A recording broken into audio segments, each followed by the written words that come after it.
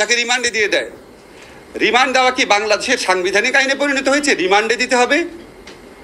নিম্ন আদালত কেন কাজ করতে পারছে না? নিম্ন আদালতের উপর আইন মন্ত্রণালয়ের একচ্ছত্র আধিপত্য কায়েম করা হচ্ছে লাস্ট রুলসের মাধ্যমে। আমি উচ্চ আদালতের কাছে প্রার্থনা করব, আপনারা স্বতঃপ্রণোদিতভাবে অনেক ব্যবস্থা নিতে পারেন। গণস্বাস্থ্য কেন্দ্র থেকে চিকিৎসাধীন অবস্থায় জোর করে কেন সমন্বয়ককে তুলে নেওয়া হয়েছে? এডিবির বিরুদ্ধে ব্যবস্থা নেন।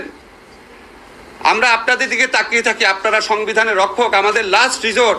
আপনাদের কাছে আপিল করছি, সুস্পষ্টভাবে সংবিধানের যে লঙ্ঘন হচ্ছে, 24 ঘন্টার মধ্যে আদালতে হাজির করার কথা। ডিবি যদি নিরাপত্তার হেফাজতেও নিয়ে থাকে, আদালতে হাজির হয়ে আদালতের নির্দেশনা দেওয়ার কথা।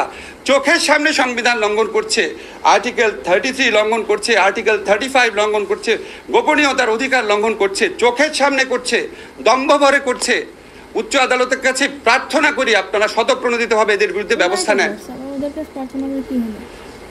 আরেকটা কথা বলে শেষ করছি, আমাদের মুক্তিযুদ্ধের চেতনা হচ্ছে অন্যায়, অবিচার, অত্যাচার, নিপীড়নের বিরুদ্ধে যুদ্ধ।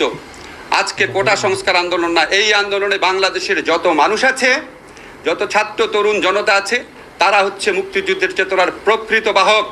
যারা তাদের উপর গুলি চালাচ্ছে, যারা অপপ্রচার চাচ্ছে, নির্যাতন করছে, গণগ্রেফতার করছে, তারা হচ্ছে 2024 সনের রাজাকার, কারণ তারা গণমানুষের বিরুদ্ধে দাঁড়িয়েছে।